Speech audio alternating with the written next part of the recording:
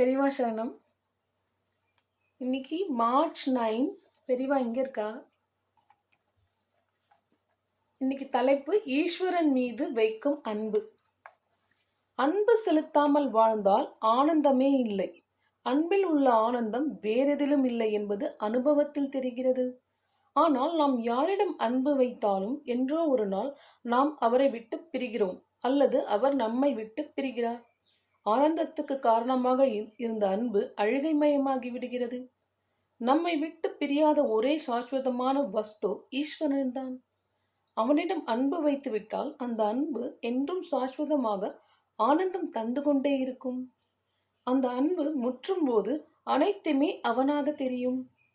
ஒன்றிடம் அன்பு, அந்த காரணத்தினாலேயே இன்னொன்றிடம் துவேஷம் என்று இல்லாமல் எல்லாம் அவனே என்பதால் எல்லாவற்றிடமும் ஏற்றத்தாழ்வு இல்லாமல் அன்பாக இருப்போம்.